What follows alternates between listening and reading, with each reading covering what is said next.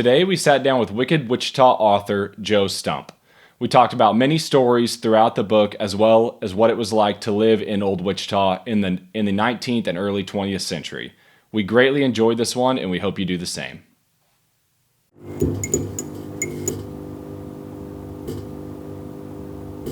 Joe, thank you for coming on, sir. Yeah, thanks for asking me. I loved your book. It's a great, fun read. Tells a great story about Wichita and kind of shapes how the city came to be. Take us through the process of the research, how you were able to find all this information. Okay. Well, my chief source was newspapers.com, which has an incredible database of I think 1 million newspapers going back to even before the Civil War in America. So obviously Wichita papers weren't in circulation, didn't exist at that time.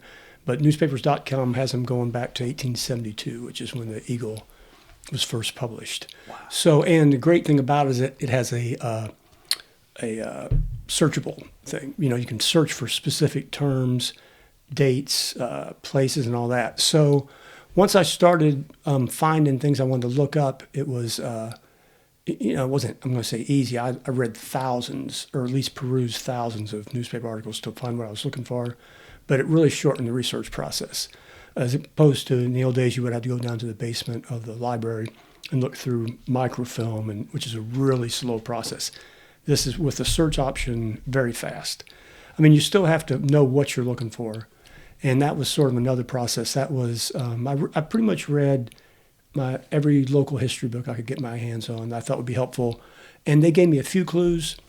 But in reality, they didn't really cover too much of what I was interested in. Most of your Wichita history books are going to talk about the city's business leaders and political leaders and the growth and all that. And I was interested in the nitty gritty. You were in the lawlessness? Yeah. We loved it. Me too, man. So that being said, even though those history books don't cover much of that, the newspapers back then, they were filled with it. I mean, you cannot believe some of the stories in the papers back then. It was a different time. The papers had access to stuff that papers don't have now. I mean, back then, I'm getting off track, but back then, if a guy got arrested for murder and thrown in jail, it wasn't unusual for a couple of reporters to go up and interview him, in the jailhouse. And he'd give this long account. Yeah, I did it, and this is why. And then it'd be in the paper. And then there'd be usually 2 or 3 accounts, 2 different accounts. So anyway, that was the part of the process. I also, I would have loved to look at court cases. I'm an old newspaper reporter. I love to dig through court documents, and there's always great, juicy details in there. But all the court documents from that period have already put in the salt mines in Hutch, and they are incredibly poorly organized. They can't even tell you what's in what box, and it costs $25 a box to get them out, but they can't even tell you what's in them. So that wasn't going to work. Wow. Yeah, it could have been a real stumbling block if not for newspapers.com. I will say some court records, if a case happens to get appealed, then generally it's written up in opinion books you can find. So I was able to find some court cases that went to the Kansas Supreme Court, or an appeals court, U.S. appeals court, gather details from that. So those were 2 huge sources. And so there's probably a lot of buried history down there in the salt mines that we'll just sit there until uncovered, if ever uncovered. I doubt if it'll ever be uncovered. Yeah. Wow. Sadly, it'd be a great project for somebody. Yeah, that would be a great project. I mean, they put it down there to preserve it, but it's really just rotting away slowly. But anyway, that was a big part of it. And I did find random newspaper articles, periodicals, like when I was researching bank robbers in early Wichita. Well, at some point, the American Bankers Association, bank robbers are so widespread, they're putting out huge rewards, and their magazine starts writing about bank robberies in Kansas. They're that much of a problem. And so, I was able to go back to a magazine from the 1920s and find details. Is that how you found the Majors gang? Yes. Well, that's not how I found them, but that's how I found a lot of details on them. Gotcha. And the way I found the Majors gang was I have a book, The Centennial History of the Wichita Eagle. It's a huge book that has nothing but front pages of Wichita Eagles, highlights from the first 100 years, and Beacon. And they didn't have many crime stories on there, but they had one huge crime spree on the front page in the early 20s that involved a criminal named Eddie Adams. You might remember he has his own chapter in the book, but he was an affiliate of the Majors brothers, and the Beacon or Eagle had done this huge photo recreation on the front page of his death downtown in a shooting with police. And I knew if it made it on the front page of the Eagle or Beacon, it must have been a big deal back then, because usually they kind of buried a lot of the crime stories. And so anyway, then I had a name to go for. So I start looking up Eddie Adams. That takes me to the Majors brothers. And then they actually took me to other things. There was a whole genealogy of criminal history in Wichita, starting really back with back in Delano in the late 1800s, and just carried forward through that whole first 50 years. Did Delano pop up at the same time as east of the river where downtown is, or was it kind of first settlement of Wichita? No, I wouldn't say it's the very first settlement in Wichita is in Twin Lakes Shopping Center on the lower level. There's a little monument there, and that's where J.R. Meade put his trading post, and he did it because it's between the rivers, right, between the Little Arkansas, far enough away that it probably wouldn't flood every time it rained, and so there was always been settlements on both sides of the river, but Delano was outside the city limits, so for a while, anything went there. Whereas there was a little bit of regulation or law in Wichita, but not much. What sparked your interest into writing Wicked Wichita? Have you always loved that sort of stuff? Yeah, I've always loved history. I'm an old cop reporter. That was like my first job out of college for a newspaper in Texas. And then actually I got approached by the publisher, History Press, they do books like this all across the country. They wanted me to do one focused solely on Prohibition in Wichita. And I just wasn't that interested in it. It's a big part of my book. It's a running theme, the idea of Prohibition and how the city got around it. But I just didn't want to be limited to that. So I came back with Adam, and said, listen, I'd rather do a story about all the wickedness in early Wichita. And they were, game.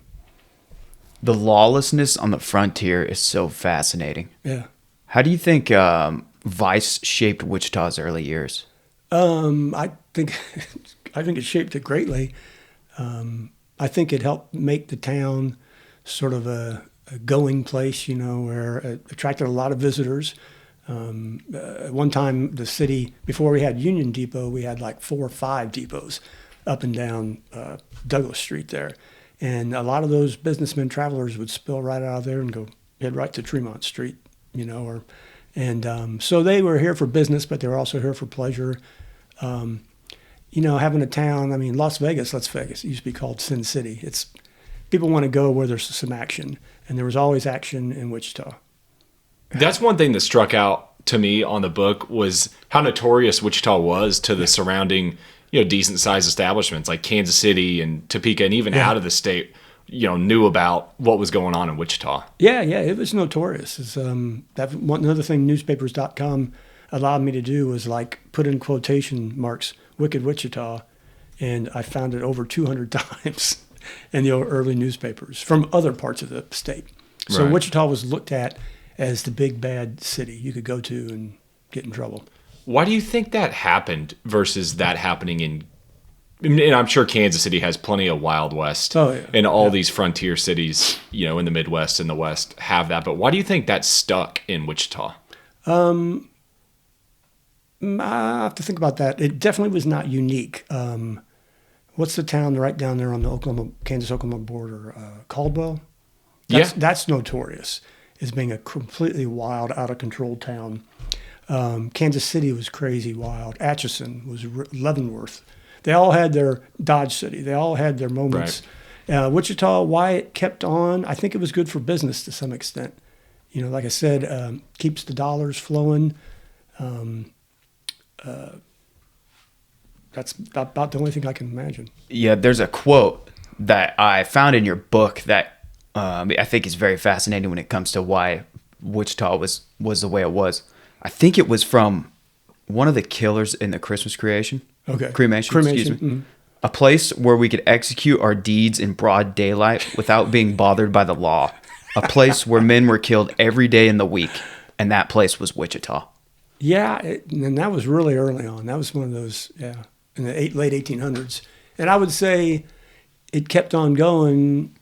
To cite another a part of the book. I think in 1905, the police chief, he's going before the city council. They're asking him about various things going on in the city, and he talks to him. He's like, well, yeah, we have we have 65 illegal taverns, we have 42 illegal brothels, we have 11 illegal gambling halls. We find them. We enforce the law. We find them. We've raised $150,000 from them over the last 4 years, and the whole cost of our department has only been $80,000. So the city was making money off these places. Allows them to keep the taxes low. And yeah, and we'll get into Tremont and Delano, but just out of curiosity, are there any buildings still standing today that were a part of Old Delano or Old Tremont Street, or has it all kind of been torn down and rebuilt up? The Eden Hotel building was definitely part of Tremont. Yeah, so that was right off of Douglas. Yeah, right on Douglas. Yeah. So yeah, that was there. And that's mentioned in the book. It was a hotel back then. It was probably a boarding house at times too, but it was a hotel. And then nothing standing in its original location from Delano. There's a lot of really cool old buildings in Cowtown, but I think they're all from Wichita. Wichita had an urge very on to preserve some of its history. So a lot of the buildings like Murdoch, the publisher of the Eagle, his house is over there. Got quite a few other original buildings over there, but I don't think anything from Delano.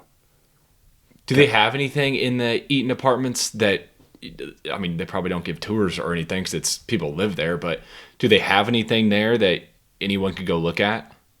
Do you even know? Not that I know of. I believe last time I was been in the living part of it's been a long time. I feel like they had historical photos. The Wichita Museum has some great old stuff. If it's around, they've probably got it. It's a great city museum, I think. They don't focus so much on the crime aspect, but they got some stuff. So Tremont Street ran through where Interest Bank Arena sits today, right? Yeah, down St. Francis, yeah. It's interesting to think back on what that was like. All the vice, the gambling, the prostitution. Yeah. Was it all north of modern day Kellogg? Like, is it really right where Intrust Bank Arena is? Yeah, it was really between Douglas and Kellogg. It was like a six or seven block area. It's real red light district behavior. Oh yeah. It was total red light, and it was probably a place during the day you could walk down it and not think too much about it, and then when nighttime fell, pretty much anything went. And it was right in the middle of the city. Right. Fascinating. The amount of killings going on. It's just interesting to picture what that would look like. Yeah. I don't know if you remember. Did you remember the conversation in the book? This was kind of an example of what the newspapers would have. Is this one of the working ladies at Tremont? She got arrested for getting in a physical altercation with another working lady who worked for the same boss. Right. So she goes to court. The judge fines her $25 and said, "Well, you might as well make it $125, Judge, because I ain't paying it anyway." Yeah. and then she was known as Cocaine Katie. And then I'm going through all these old newspapers, and then sadly, a couple of years later, I find Cocaine Katie has died of an overdose. Wow. So, wow. There was a lot of, I was kind of surprised at how modern some of the problems were, because there was a lot of drug use. There was a lot of the opiates were available over the counter up until a certain point. And there's a point in the book, I think in the Tremont Street chapter, where it's obvious that it's either marijuana or hashish has made it into that area. The cops don't really know what it is. They just keep referring to it as a substance that people were rolling up and smoking. So yeah, it could be anything. Yeah, but it was something. And just the $25 fines, like that. Yeah. I think it was 25 that you always reference in the book. These people are just getting slapped with $25 fines. Yeah, it's nothing to put them out of business. Right. And go ahead. No, I was gonna say that just attributes to the lawlessness, because you're right. Yeah. The punishment just isn't there. Right. Because it is driving. Even if it's shady stuff, it's still in Wichita and it's driving business, and you kind of just turn the other cheek, especially when the city's new and trying to establish itself. Yeah, that's my impression of what was going on. Looking back at it. How did public officials play into these vices getting swept under the rug? Well, they were constantly being, indicted and charged with various, crimes. And my book, The whole book could have been on the various prosecutions brought for political corruption in Wichita, but I just didn't want to spend it all on that. And there was a lot of it. I just put it that way. A lot of paying off, looking the other way. Tons. And with the prohibition, public Yeah. officials were slimy in that regard as well. Yep. I do want to touch on a story that really jumped out to me, the Christmas cremation. Mm-hmm. Can you walk us and any listeners out there kind of through that story and how you found it? Yes, that one. How did I find it? Such a fascinating story. Maybe it's the title. I believe I came across a couple stories in this way. I'm reading a newspaper story about one crime, and it will say, this is the worst, most appalling crime since ... happened. Right. And I'm pretty sure that's what led me back to that one. And both papers, Eagle and Beacon, would do every once in a while round up pretty long, extensive stories about some crime, and they'd reference earlier stuff. And so I did it, and I'm pretty sure that's what led me back to the one. And I just started researching it, and the city was very new. I believe that happened also, like the Rowdy Joe thing. I believe that happened in 1872 or 1873. So it got a ton of coverage there. The city's got 700 or 800 people at that point. Murders might be happening every day, but not quite that notorious. Mm-hmm. So there was just no shortage of material. The guys, if I recall, it's been a while since I read my own book, but the guys sort of stayed in the public light. They went to prison.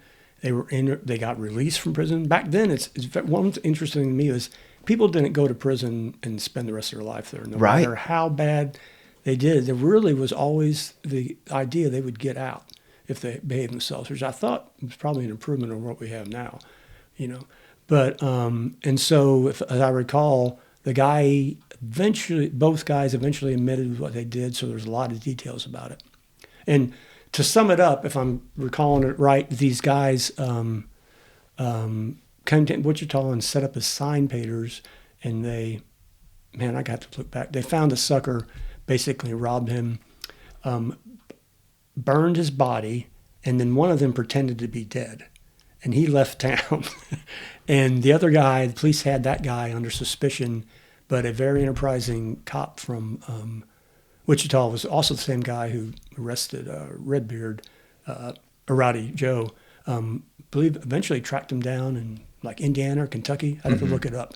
And, it was good police work. It's fascinating. I wonder if the killing was so almost normalized because a lot of these guys probably fought in the Civil War and they were just coming out of the Civil War. Killings a lot of all these men have ever known. Yeah, I didn't think about that. There definitely was a lot of people from the Civil War here, and there were both Northerners and Southerners. Yeah. Murdoch, probably the town's most prominent citizen, publisher of the Eagle. Him and his family became very involved in politics. He was they served, they had Congress people in it, and his son was in Congress, and both of them served in the State House. But Murdoch was a die-hard Northerner. He had lived through the Quantrill raid in Lawrence. Supposedly jumped into a well to escape them. Eventually came to Wichita and started a paper. So he was always strictly Northerner Yankee, but there were plenty of Southern Democrats in Wichita after the Civil War. And you have to read between the lines a lot of the political coverage back then because they never really say that. But if it's Democrats versus Republicans, it's basically Republicans or Yankees, Democrats or former Confederates. Gotcha. What a fascinating time. And like you said, Rowdy Joe versus E.T. Beard. Right. Just two saloon owners, classic rivalry. Yeah. That just ends up in a shootout. Yeah, and I almost left that story out of the book because I thought it was so well known, but cause I also downplayed, what's her name, Carrie Nation, because I didn't think she really had that big a significant impact on Wichita. People definitely never stopped drinking because of her. And Wyatt Earp, he barely spent any time here. But once I got looking into their story, it became more and more fascinating to me. And they did have connections. Rowdy Joe had connections to that next generation of criminals in Wichita. And he was the one that won out that. Yeah.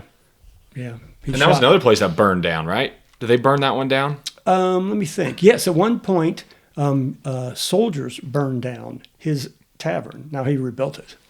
But yeah, he got into a big gunfight with U.S. soldiers who'd been sent up there to, I think the night before he had shot a soldier in his tavern.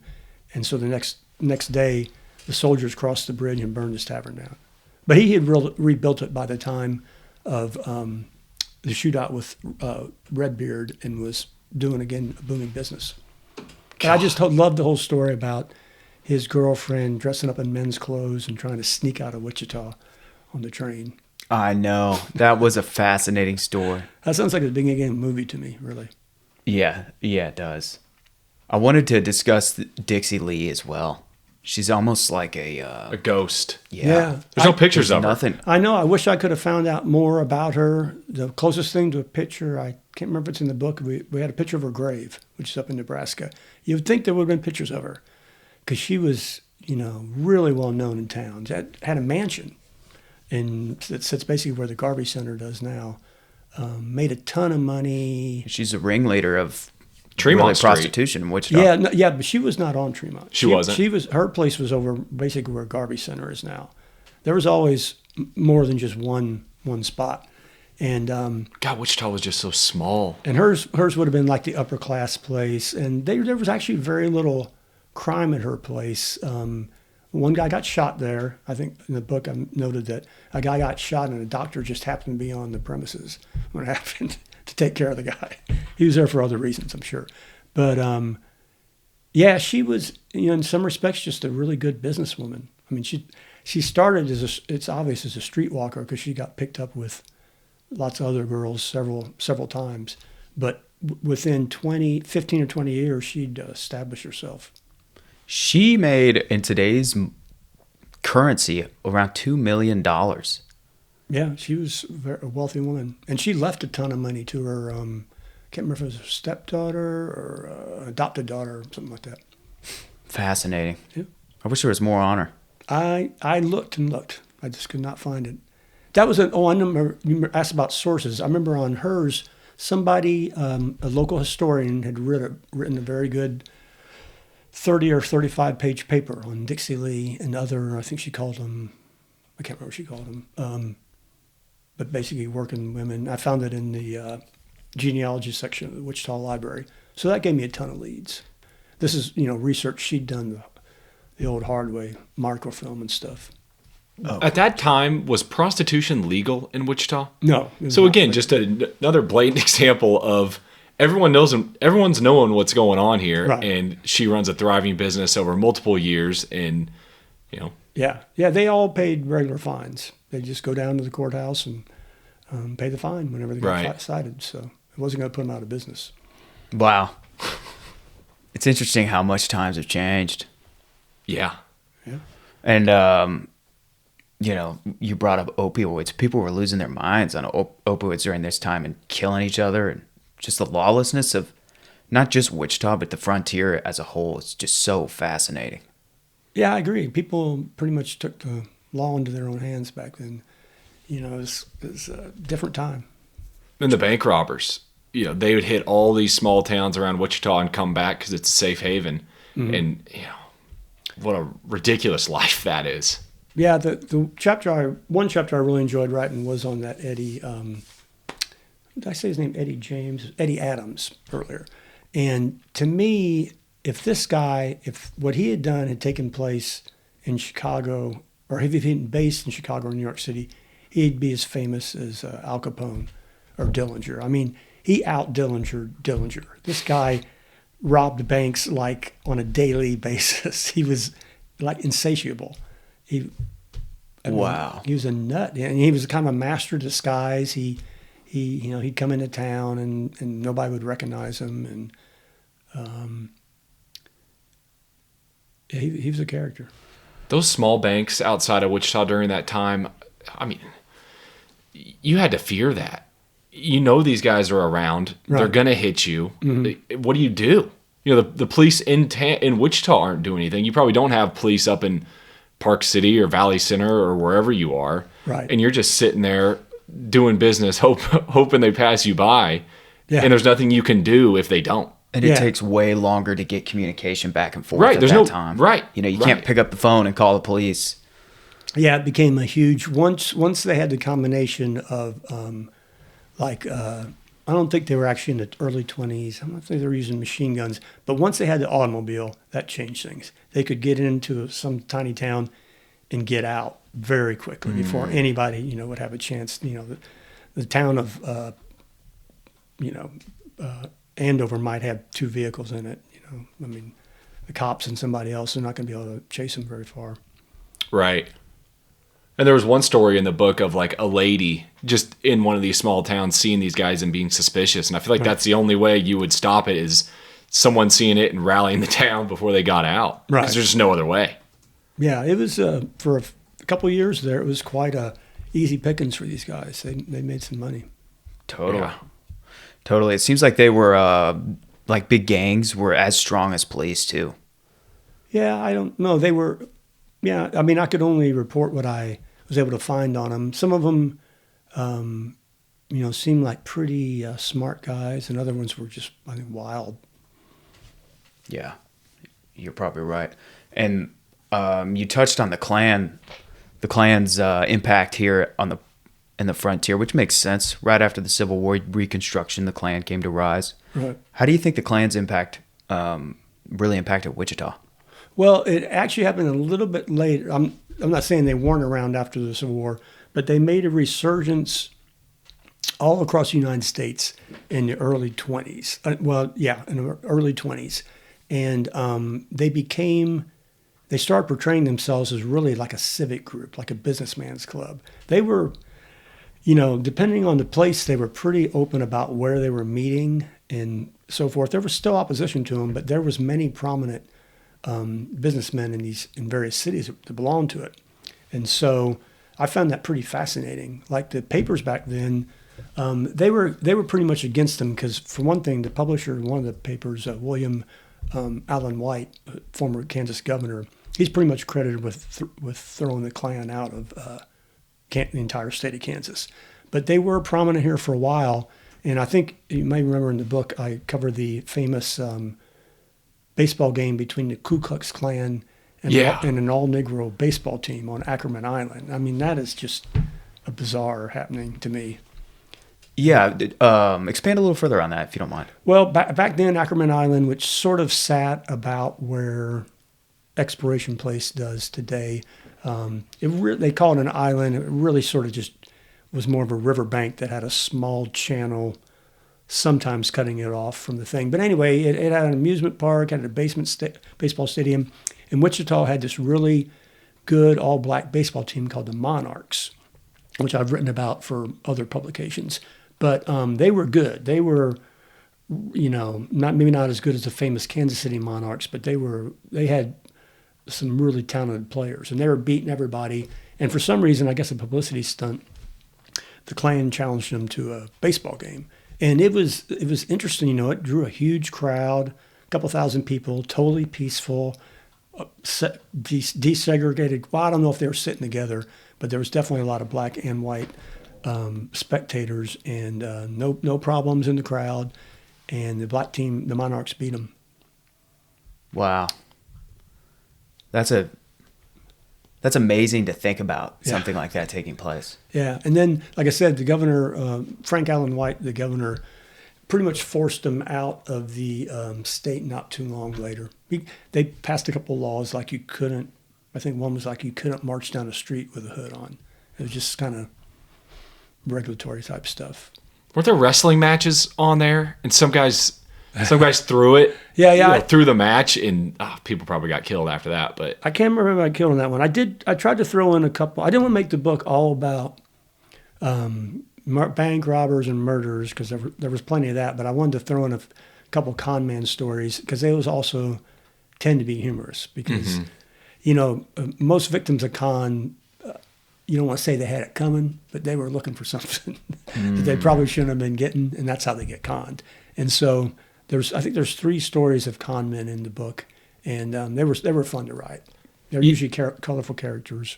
Yeah, touch on the royal czar, or wasn't he royalty from Russia? And he was a con man. Yes, but so many people in even socialite circles in Wichita really liked the guy. He was a total con. This was amazing. It kind of came together at the end and became the last chapter of my book. Yeah. Because I kind of wanted to end on a little bit lighter note. But as I'm recalling it, he arrived and claimed to be a descendant, I believe, of the Tsar that got, killed by the Bolsheviks. And he arrives and makes friends with Wichita's upper crust, and he's got this, great British accent because he claims he was raised in British boarding schools. And so they're letting him stay in their house, and he just becomes this character around town. And he eventually kind of, skips town, leaves Wichita. What was fascinating is he then goes to New York City and eventually gets written up in a huge long profile in the New Yorker magazine, which is like the, pinnacle of magazines. And so I was able to find that old article in reference to that. So that was, fun. Wow. When you look back on Wichita's history, what's the biggest story that sticks out to you? Of crime stories? Yeah.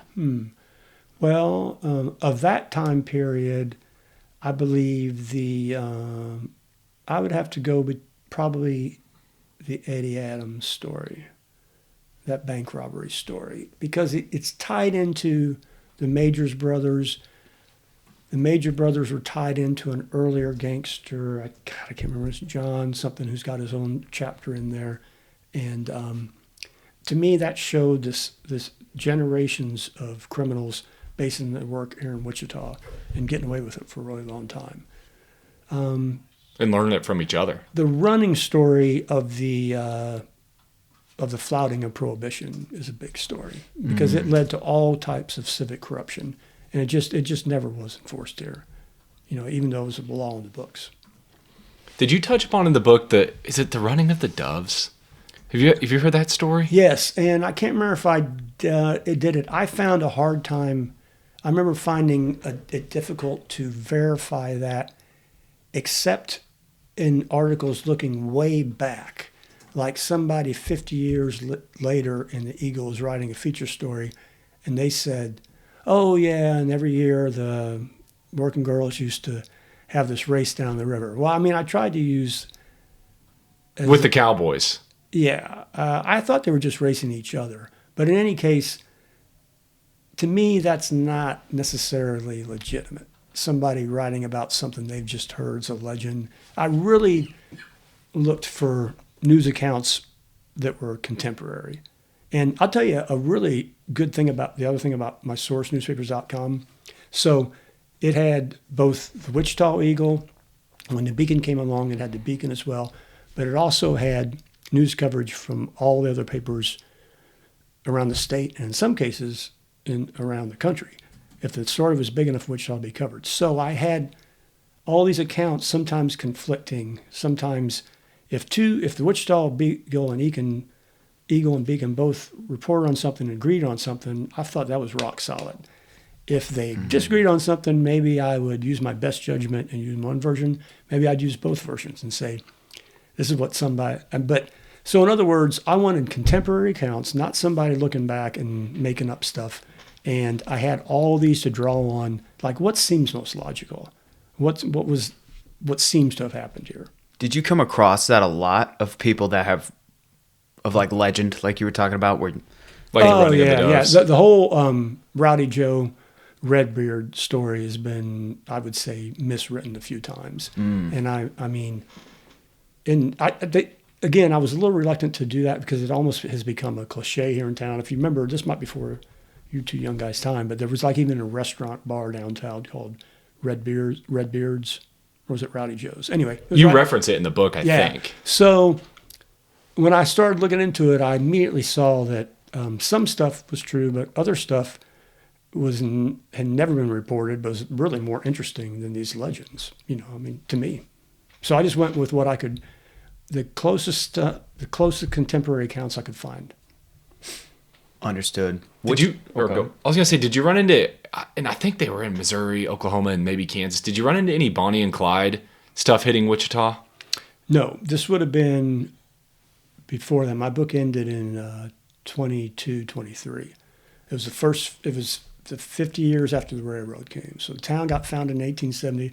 Railroad came in 1872. That's when it really became more of a real city, and then 50 years. So I'm thinking Bonnie and Clyde was more like late 20s. You could be right. I don't 30s. know. I always picture them no being reference to Bonnie and Old Clyde, West, but and no reference to really to other outside mafia or like Gotcha. or outside gangsters. I mean, we had plenty going on here. Did you come across the Bender family doing your research? No, I mean I know what they are, but they were active down in Labette. Yeah, way What's the down Bender far family? Like southeast. Parsons. It's one of the first serial killer families on the frontier. Oh yeah, Their entire family was involved, and they were just killing people that would come west on the frontier. I think they'd lure them in somehow. Yeah, they had maybe with like a daughter. These were early days, and they had like a boarding house restaurant, and people would come in and they would just kill them. They'd disappear them. But that also had been written up in several books. Mm-hmm. So I didn't think there was any new ground, and they weren't Wichita. Mine is really based right in Gotcha. and around Wichita. Yeah, I think they were northwest of Parsons, maybe. Yeah, so I'm not too thinking far. it's it's actually down southeast. I think Labette, the town you mentioned. Yeah, Labette County. Yeah, Labette County. Okay, yeah. Yeah, I've been through there and seen signs about it. gotcha. Yeah, I believe that they were killing them and stashing them under the floor in some of their Right. So I some of didn't their come properties. across any serial killers in early Wichita, but I came across multiple killers, but no serial killers. yeah, people killing multiple people Yeah. that might not be considered serial killers, Right, but right, yeah. they're doing some serial Yeah, killing. Rowdy. That's for sure. Rowdy Joe killed, I think, at least 3 in the court that I report on in the book. What about the prison? The rotating prison. Can you touch upon that? Was it rotating, or did I Well, it's supposed to misread something? rotate. This was the interesting one because I start reading about this rotary, and that it's just called the rotary in the newspaper. And where was it? It was in the old a building that used to sit. Do you know where the old courthouse is? The historic courthouse across from the new one. They still use it for certain things, but there was another building there, and it's gone now. So this building doesn't exist. So I kept seeing references in the newspaper to the Rotary and problems with the Rotary, and they would never say the Rotary jail, whatever, prisoners almost suffocating in the Rotary. I'm like, what the hell is this? Is a Rotary Club running the jail? And so finally, I found a reference to it, and found out that the city had, or I can't remember the city or county had for some reason invested in what was supposed to be a rotating jail. And this was at a time when people were very into gadgetry, things that would make their life easier.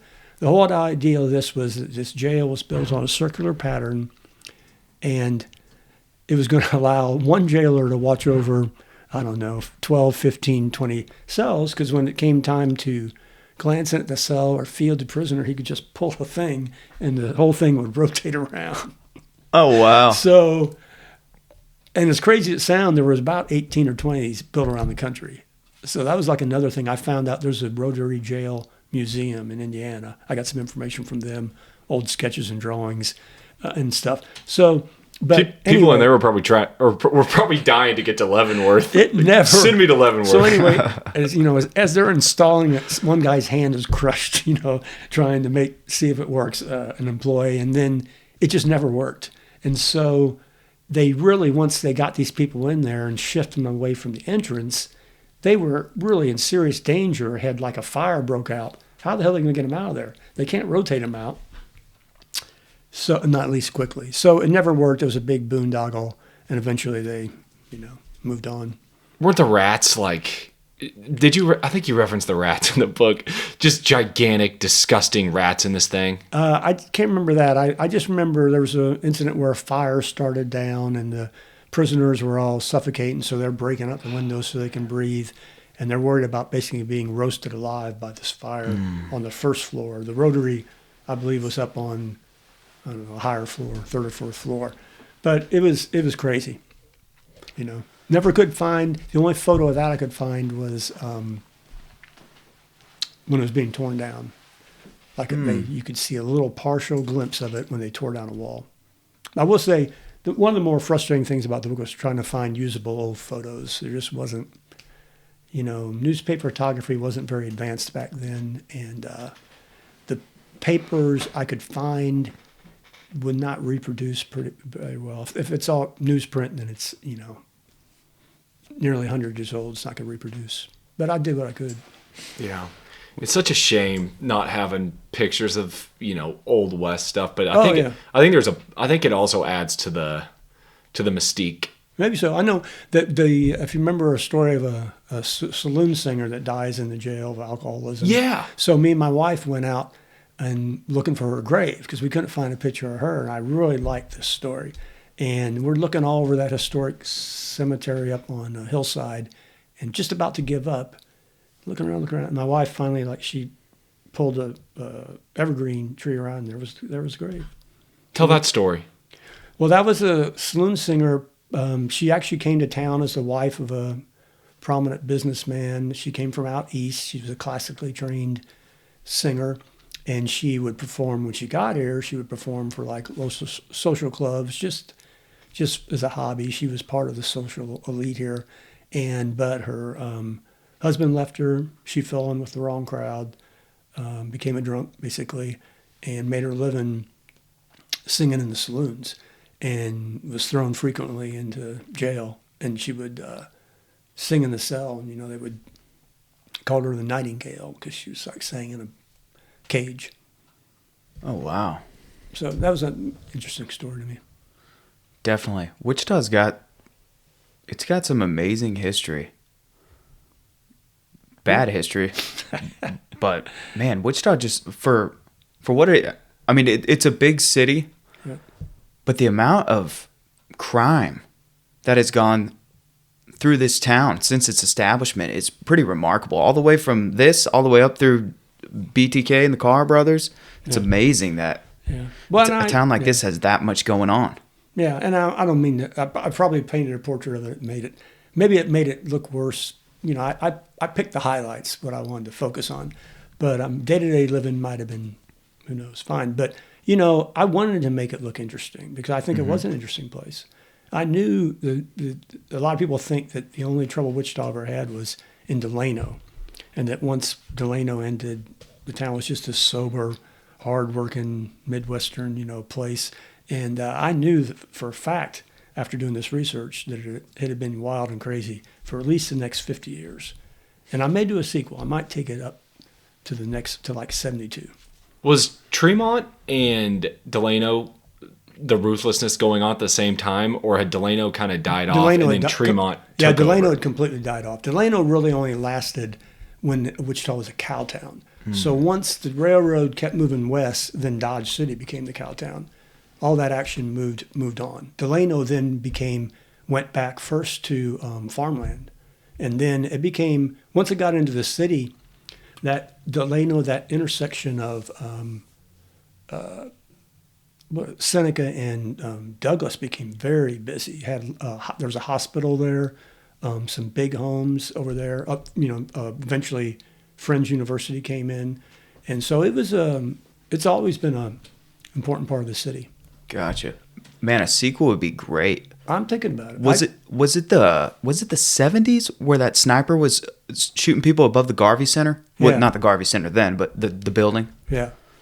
Yeah, it was a Holiday Inn, I think, back then. I think you're right. I think it was that was long before I got here, but I think it was about 72. I think if I did one, I think I would take it from 22 to 72. Gotcha. That's a fascinating story. I'm a little concerned. There's still obviously people alive that were affected by some of this stuff. Right. So you want to be careful. You don't want to, No, understood. Dig up old. Yeah. Sure. What are some of the stories you think of off the top of your head from like 22 to 50 that you would hit on? Oh, there was a really infamous crime where the well-known band leader, he was really popular. His band played the cotillion. And this would have been in the mid-40s, I think. Mid-40s, early 50s. And one day, the police get called to his house, and he's been shot to death, and two of his musicians in his band have been shot to death. and this guy's gotten, and it turned out they had a big manhunt, and a trumpet player he'd fired killed them all. Wow. And they tracked him down another state. There's a really notorious murder called the Flicker Club murder that happened more like the late 60s at a bar near WSU. And it was it was a very sad case of a young woman getting killed. And if I'm not mistaken, the guy was acquitted. And then there was, that whole bank robbery period was actually just starting. And when I left off in 22, for the next 10 years, that continued on. And because, like the G-men didn't really come on until the late 20s, early 30s to cut that off. There's plenty of material, believe me. You should do it. I didn't know about any of those that you just went through. I didn't either. There's a ton. So nobody got arrested for that Flicker Club? Because I've heard of the Flicker. Yes, there was So they did end up finding somebody. No, there was a trial, but if my memory's correct, it ended in acquittal. Look that one up, Blake. Flicker Club murder. Wichita, yeah. See if there's an article on it. Yeah, I've heard people talk about that club. If I'm completely wrong on this, cut that part out. But believe me, it was quite interesting. And there's another one I don't even want to go into yet, because I can't remember the last name on it. But it basically resulted in the prosecution was handled so badly that's how Nola Fulston played a big part in her getting elected DA, because her predecessor had bungled this murder prosecution so bad, and it was a very notorious murder. What year-ish? Or what decade? See, Nola served 25 years, I think, as DA, and she retired about not too long after BTK. When was BTK caught? 05, I believe. 04 or 05. I'm just guessing that this would have been in the, it might have been out of my time period. Might have been late 70s. Could have been early 70s. Wow. Anyway, there's tons of, there's also, there's a book, Wichita, had a huge boom during World War II. The city doubled in population during World War II as people came here to work in the aircraft aviation plants. Yeah. So you can imagine what that did. The town had a lot going on. There's a very slim book called Wichita Vice, between like 42 and 45 that I got a copy of that a guy did. And it would be a great starting point. I could go there and probably go in and get a couple chapters out of that. Yeah, right in the heat of World War II. Yeah. And so anytime you got that many. Oh, wow. Yeah. Oh, here we go. So what's a year on that? Student strangled in bar celebration. Yeah, 68. So 68? Yeah, quite famous. And then, there were riots up around WSU in the late 60s, civil rights demonstrations. I'm not saying they're wicked, but they caused a lot of people thought they were wicked, so.